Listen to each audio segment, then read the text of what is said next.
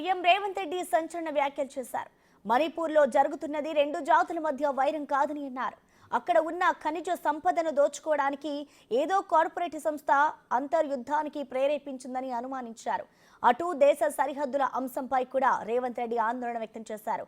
2000కు పైగా కిలోమీటర్ల భారత భూభాగాన్ని చైనా ఆక్రమించిందని ఆరోపించారు. అదే కాదు, ఈరోజు మణిపూర్లో జరుగుతున్న మారణకాండ రెండు గిరిజన జాతుల మధ్యలో వైరుధ్యమో యుద్ధమో అన్నట్టుగా ఉంది. కానీ ఆ వైరుధ్యం యుద్ధానికి కారణం అక్కడ సరఫరా అవుతున్న అధునాతనమైన AK-47 రైఫిల్స్ ఎక్కడి నుంచి వచ్చిన వేలాదిగా.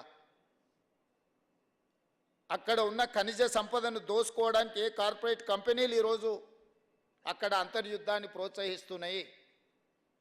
నేను చాలా కాన్షియస్గా వాడుతున్న అంతర్యుద్ధము అని.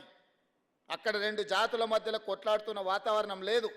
మణిపూర్లో ఒక అంతర్యుద్ధం జరుగుతున్న వాతావరణం ఉంది. వేలాది మందిని ఊచకోత కోస్తున్నారు. రెండు జాతులుగా విడిపోయి ఎవరు కనిపిస్తే ఇంకొకరు ఉన్న పలంగా ఊచకోత కోస్తున్నారు. నేను ఒక 2 రోజుల కోసం మణిపూర్ పోయేసి వచ్చిన. రాహుల్ గాంధీ గారు పాదయాత్ర మొదలుపెట్టినప్పుడు మన దేశంలో ఈరోజు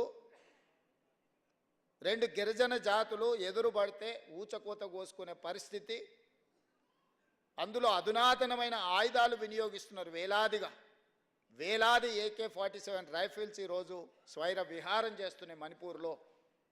భారతదేశము 140 కోట్ల ప్రజలకు ప్రాతినిధ్యం వహిస్తున్న కేంద్ర ప్రభుత్వము భారత బలగాలు మణిపూర్లో శాంతిని నెలకొల్పలేవా? మణిపూర్లో ఉన్న ఆయుధాలను సీజ్ చేయలేవా? దీని వెనకాల ఉన్న కుట్ర, దీని వెనకాల ఉన్న కుతంత్రం, దీని వెనకాల దోచుకోవాలనుకుంటున్న ఖనిజ సంపద రెండు జాతుల మధ్యలో వైరంగం మార్చి ఈరోజు దేశంలో ఒక అంతర్యుద్ధం పరిస్థితి మణిపూర్లో ఉన్నది.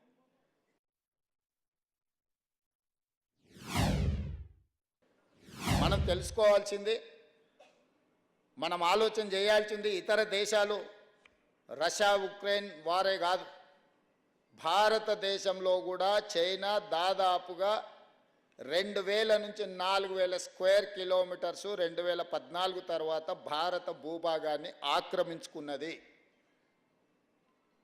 నేను డిఫెన్స్ కమిటీ మెంబర్గా డిఫెన్స్ కమిటీలో మేము చర్చించిన అంశాలు అధికారికంగా మేము వ్యక్తపరచలేము. కానీ చైనా భారతదేశాన్ని మోర్ దాన్ 2000 స్క్వేర్ కిలోమీటర్స్ ఆక్రమించుకున్నారు. దీని మీద చర్చ చేయడానికి కానీ వాస్తవాలను బయట పెట్టడానికి కానీ పాలకులకు ధైర్యము లేదు, చర్చించే వాళ్ళు లేకుండా పోయినారు. అదేవిధంగా కల్నల్ సంతోష్ బాబు సూర్యాపేటకు సంబంధించిన వ్యక్తి చైనా దురాక్రమంలో భాగంగానే అమరుడైండు. మన సూర్యాపేట మన తెలంగాణ బిడ్డ. భారతదేశం కూడా యుద్ధాన్ని ఎదుర్కోవడం లేదు అని ఎవరన్నా అనుకుంటే భారతదేశాన్ని ఈ నవీన యుగంలో 2014 తర్వాత చెప్పనించి ఛాతీ వచ్చిన తర్వాత భారతదేశాన్ని ఆక్రమించుకున్న విషయాన్ని చాలామందికి తెలియకపోవచ్చు. తెలుసుకోవాల్సిన అవసరం, చర్చించాల్సిన అవసరం, ఈ వేదిక మీద నుంచి చెప్పాల్సిన బాధ్యత నా మీద ఉన్నది. యుద్ధాలు దుఃఖాన్ని తెచ్చిపెడతాయి, శాంతి అభివృద్ధి పదం వైపు నడిపిస్తుంది అనే నమ్మకంతో యుద్ధాలకు వ్యతిరేకంగా ప్రపంచంలో జరుగుతున్న సభలు, సమావేశాలు లేదా కార్యాచరణలు తీసుకున్నప్పుడు వారు క్రియాశీలకంగా పాల్గొనడం జరిగింది. ఆ తర్వాత జరిగిన తెలంగాణ ఉద్యమంలో వారి క్రియాశీలక పాత్ర చాలామంది తెర మీద కనిపిస్తారు. తెర వెనుక కూడా చాలామంది కృషి ఉంది. నాకు తెలిసినంత వరకు 2008లో తెలంగాణ రాష్ట్ర ఏర్పాటు అంశము మీద శ్రీమతి సోనియా గాంధీ గారు యాదవ్ రెడ్డి గారితో ప్రత్యేకంగా గంటకు పైగా దాదాపుగా 2 గంటలు వారితో చర్చిస్తే వారు పూర్తి స్థాయిలో తెలంగాణ రాష్ట్ర ఏర్పాటు ఆవశ్యకతను శ్రీమతి సోనియా గాంధీ గారికి వారు వివరించారు. వారు ఏ రోజు ఈ విషయాలు చెప్పుకోలే, ఎందుకంటే వారు బాధ్యతగా భావించారు. కాబట్టి ఆనాడు 2008లో శ్రీమతి సోనియా గాంధీ గారి దృష్టికి తెలంగాణ రాష్ట్ర ఏర్పాటు యొక్క ఆవశ్యకతను వారు తీసుకెళ్ళారు. ఆ తర్వాత జైపాల్ రెడ్డి గారు తెలంగాణ బిల్లు పార్లమెంట్లోకి వచ్చినప్పుడు పోషించిన పాత్ర పెద్దలు మాజీ పార్లమెంట్ సభ్యులు వినోద్ కుమార్ గారికి తెలుసు.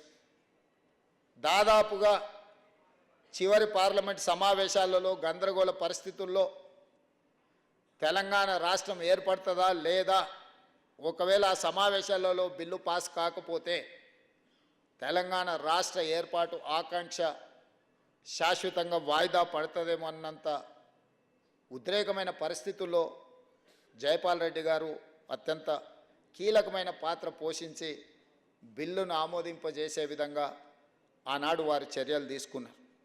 జైపాల్ రెడ్డి గారు తీసుకుంటున్న ప్రతి నిర్ణయంలో, ప్రతి చర్యలో రాజకీయంగా వారితో పాటు వారి సహచరుడిగా యాదవ్ రెడ్డి గారు తన బాధ్యతను ఎప్పుడూ నెరవేరుస్తూనే ముందుకు సాగిండ్రు.